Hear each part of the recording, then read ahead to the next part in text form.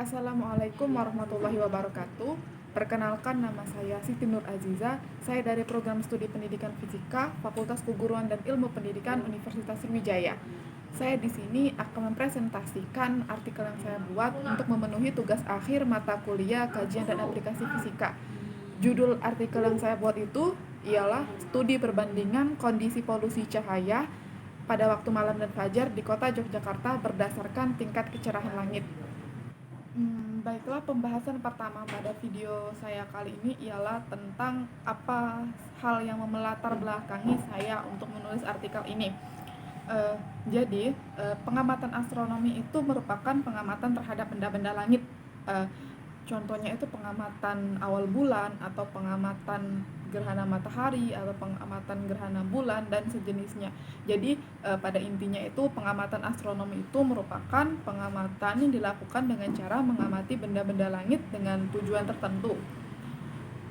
Sebelum melakukan pengamatan astronomi itu, biasanya peneliti itu mengetahui terlebih dahulu bagaimana kondisi langit pada saat itu. Kenapa demikian? Karena idealnya pengamatan astronomi itu dilakukan ketika langit itu berada dalam kondisi yang gelap atau ketika magnitudo langit itu sekitar angka 22. Jadi ketika langit itu dalam kondisi yang gelap, maka peneliti itu tidak mengalami hambatan untuk mengamati benda-benda langit. Nah, sebaliknya, jika kondisi langit itu dalam kondisi yang terang atau kondisi yang cerah, maka itu akan menghambat peneliti dalam mengamati benda-benda langit. Nah, jadi untuk mengetahui apakah kondisi langit itu gelap atau terang, maka peneliti itu harus terlebih dahulu mengukur tingkat kecerahan langit. Pengukuran tingkat kecerahan langit ini bertujuan untuk mengetahui apakah langit tersebut dalam keadaan yang gelap atau dalam keadaan yang terang. Nah, biasanya walaupun dalam kondisi malam, walaupun pada saat malam, langit itu tidak bisa dikatakan itu gelap. Langit yang kita katakan gelap itu belum tentu gelap, karena sebenarnya langit yang gelap itu langit yang melihatkan atau menampakkan bintang-bintang secara jelas. Sedangkan langit-langit yang kita lihat pada sekarang ini, di zaman yang modern ini, langitnya itu sudah terkontaminasi dengan polusi cahaya. Jadi pembahasan selanjutnya itu polusi cahaya. Jadi tingkat kecerahan langit itu sangat berkaitan dengan polusi cahaya. Mengapa saya berkata demikian? Karena ketika langit dalam kondisi yang sangat cerah, itu berarti langit itu didominasi dengan polusi cahaya. Jadi keberadaan polusi cahaya itu membuat langit itu dalam kondisi yang terang. Nah, ketika langit dalam kondisi yang terang ini yang sangat tidak ideal untuk digunakan dalam pengamatan astronomi. Nah, berbicara tentang pengukuran tingkat kecerahan langit, jadi para peneliti itu biasanya mengukur tingkat kecerahan langit itu dengan menggunakan sebuah alat fotometer bernama SQM atau Sky Quality Meter. Jadi alat tersebut itu mengeluarkan besaran kegelapan langit yang dalam satuan MPDBP atau magnitudo per detik busur persegi. Jadi biasanya dari besaran yang dikeluarkan itu kita tahu jadi langit itu dalam kondisi yang bagaimana. Jadi ketika kita tahu langit itu dalam kondisi yang bagaimana, kita tahu tingkat kecerahan langitnya, kita juga bisa mengetahui bagaimana kondisi polusi cahaya yang terjadi. Nah, selain dengan menggunakan alat Sky Quality Meter itu, ada juga satu penelitian yang meneroboskan hal baru. Dia mencoba menggunakan kamera smartphone untuk mengukur kecerahan langit. Jadi dia mengkorelasikan hasil dari kamera smartphone dengan hasil dari SQM, dan hasilnya itu bisa selaras. Jadi bisa dikatakan bahwa kamera smartphone juga bisa digunakan untuk mengukur kecerahan langit dengan cara gambar yang ditangkap oleh kamera smartphone diekstrak red, blue, dan green-nya dengan software tracker dan Microsoft Excel, sehingga didapatkan nilai luminance. Nah, nilai luminance itu yang akan menghasilkan tingkat kecerahan langit yang kita ukur. Jadi dari apa yang saya jelaskan tadi, saya itu kan sebelumnya sudah berkata bahwa pengamatan astronomi itu biasanya dilakukan pada waktu malam ataupun fajar. lebih umumnya pada sekitaran malam dan fajar, seperti itu. Jadi di sini artikel saya itu saya mencoba untuk membuat perbandingan, bagaimana sih perbandingan kondisi polusi cahaya yang terjadi pada waktu malam dan pada waktu fajar di satu kota yang sama. Apakah polusi cahaya pada waktu malam dan pada waktu fajar itu sama? Apakah berbeda? Apakah lebih dominan pada waktu malam? Apakah lebih dominan pada waktu fajar? Maka saya ingin mengetahui, dengan itulah mengapa saya menulis artikel ini, agar saya mengetahui bagaimana perbandingan kondisi polusi cahaya yang biasa terjadi pada waktu malam dan fajar di satu kota yang sama. Adapun rumusan masalah pada artikel saya ini ialah bagaimana perbandingan kondisi polusi cahaya pada waktu malam dan fajar di kota Yogyakarta berdasarkan tingkat kecerahan langit. Kemudian tujuannya itu untuk mengetahui perbandingan kondisi polusi cahaya pada waktu malam dan fajar berdasarkan tingkat kecerahan langit. Karena artikel yang saya tulis ini merupakan hasil sintesis artikel-artikel sebelumnya, jadi di sini saya akan menjabarkan dua artikel yang dimana saya mengambil data dari kedua artikel ini. Jadi artikel yang pertama itu berjudul Waktu Subuh Tinjauan Pengamatan Astronomi oleh Dani Herdiwijaya pada tahun 2017. Jadi penelitian beliau mengukur kecerahan langit menggunakan fotometer SQM di 4 lokasi, di Observatorium Bosca, di Cimahi, di Yogyakarta, dan di Kupang.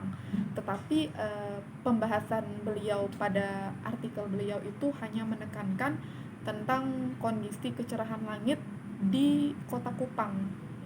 Maka kesimpulan beliau itu hanya menerangkan kondisi polusi cahaya di kota Kupang, lebih menekankan di kota Kupangnya. Tetapi di artikel beliau juga tertulis data kecerahan langit di 4 kota yang saya sebutkan tadi.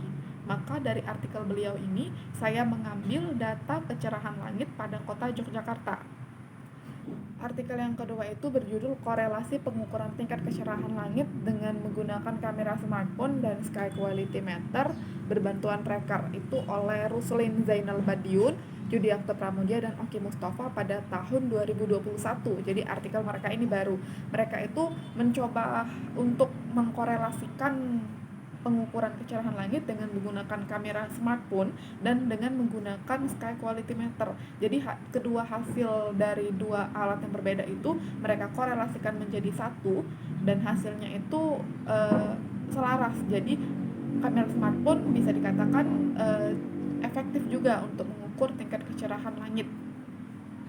Penelitian mereka ini mengukur kecerahan langit pada waktu malam di kota Yogyakarta, tetapi di artikel beliau tidak menginterpretasikan hasil pengukuran kecerahan langit itu untuk mendapatkan kondisi polusi cahaya yang jelas. Mereka hanya mengambil kesimpulan yang sedikit saja. Jadi mereka tuh hanya menekankan tentang pengukuran kecerahan langitnya, tetapi tidak menjelaskan dengan detail bagaimana kondisi polusi cahaya berdasarkan hasil pengukuran mereka tersebut. Jadi di artikel mereka ini saya mengambil data kecerahan langit pada waktu malam di kota Yogyakarta. Jadi dari kedua artikel tadi, pertama saya mengambil data kecerahan langit pada waktu fajar di kota Yogyakarta, dan saya mengambil data kecerahan langit pada waktu malam di kota Yogyakarta juga, jadi satu kota yang sama. Kemudian hasil itu akan saya interpretasikan menggunakan skala yang dibuat oleh John Bortle. Jadi ada satu artikel yang dibuat oleh John Bortle. Dia mengklasifikasikan skala keadaan langit menjadi 9 skala, dan skala itu sudah disederhanakan menjadi 5 skala. Jadi saya akan menginterpretasikan hasil kecerahan langit, dan saya akan sesuaikan dengan skala Bortle tadi untuk mendapatkan gambaran mengenai kondisi polusi cahaya yang terjadi pada dua waktu tersebut. Jadi ini merupakan data yang saya ambil dari dua artikel yang berbeda. Ada angka kecerahan langit pada waktu malam dan angka kecerahan langit pada waktu fajar, tapi ini di satu kota yang sama, yaitu di kota Yogyakarta. Jadi saya mengambil data dalam 7 hari. Jadi pada waktu malam itu bisa kalian lihat dari hari pertama sampai hari ketujuh itu angka kecerahan langitnya itu mulai dari 16,7, 17,3, 17,5, 17,5 lagi, 17,4, 18 dan 18. Dan untuk pada waktu fajar itu bisa kalian lihat juga dari hari ke-1 sampai hari ke-7 itu angka kecerahan langitnya itu dari 7, 9, 12, 15, 18, 19 dan 20. Nah, dari kedua data ini akan saya interpretasikan dan saya sesuaikan dengan skala Bortle. Bisa kalian lihat juga skala Bortle ini sudah disederhanakan dari 9 kategori menjadi 5 kategori yang mempunyai gambaran masing-masing mengenai polusi cahayanya, ada keterangannya. Baik, ini merupakan kecerahan langit yang sudah saya sesuaikan dengan skala Bortle. Jadi bisa dilihat pada waktu malam itu hari ke-1, 2, 3, 4, dan 5 itu kecerahan langitnya itu termasuk dalam kategori kelima, yaitu kalau kategori kelima itu polusi cahayanya itu sudah dominan, polusi cahayanya itu sudah banyak, sudah menyeluruh, bisa dikatakan seperti itu. Dan untuk hari ke-6 dan ke-7 itu polusi cahayanya itu sedikit polusi cahayanya itu lebih berkurang sedikit lah dari kategori kelima tadi, tetapi polusi cahayanya itu sudah menyebar juga ke semua arah walaupun tidak mendominasi. Kemudian untuk kecerahan langit pada waktu fajar itu bisa dilihat dia pada hari ke-1, 2, 3, dan 4 itu kecerahan langitnya itu termasuk dalam kategori kelima. Nah, tadi sudah saya katakan kategori kelima tadi kan polusi cahayanya sudah dominan, sudah menyeluruh.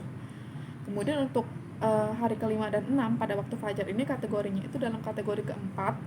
Dia berkurang sedikit tetapi sudah menyebar juga ke semua arah, cuman tidak mendominasi dan tidak menyeluruh. Dan untuk hari ke-7 di waktu fajar ini polusi cahayanya itu sedikit berkurang lagi, dia termasuk dalam kategori ketiga, di mana kategori ketiga ini polusi cahayanya itu mencapai 35 derajat dari cakrawala. Jadi dari hasil yang saya dapatkan tadi, kesimpulan yang bisa saya ambil yaitu tidak terdapat perbedaan yang signifikan terhadap perubahan kecerahan langit pada waktu malam dan fajar di kota Yogyakarta tersebut. Dan kesimpulan yang kedua itu polusi cahaya di kota Yogyakarta itu lebih dominan terjadi pada waktu malam hari dibandingkan pada waktu fajar. Sebenarnya kedua kondisinya itu hampir sama, hanya yang lebih mendominasi polusi cahayanya itu pada waktu malam dibandingkan pada waktu fajar berdasarkan data yang sudah saya sesuaikan tadi dengan skala Bortle.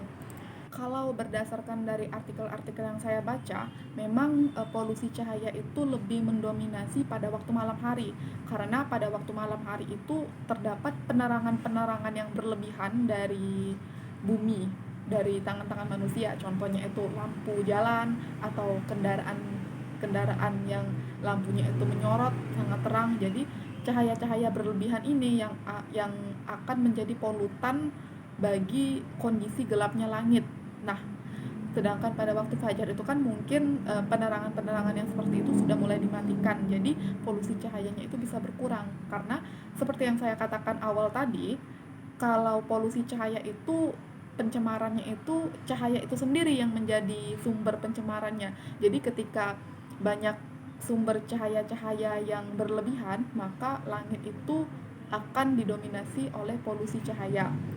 Jadi langit yang baik itu untuk dilakukan pengamatan astronomi itu merupakan langit yang keadaannya itu gelap atau nilai magnitudonya besar. Jadi semakin besar nilai magnitudonya, maka polusi cahayanya semakin kecil.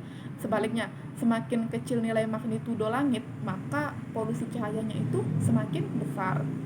Langit yang dalam keadaan terang itu berarti langit yang didominasi oleh polusi cahaya, dan sebaliknya langit yang dalam keadaan gelap itu berarti polusi cahayanya itu sangat sedikit atau tidak ada sama sekali. Mungkin itu saja yang bisa saya sampaikan, lebih dan kurangnya saya mohon maaf, kepada Tuhan saya mohon ampun. Terima kasih kepada Bapak Dr. Tetang Biono, MPD. Terima kasih juga kepada teman-teman. Sekian dari saya. Wassalamualaikum warahmatullahi wabarakatuh.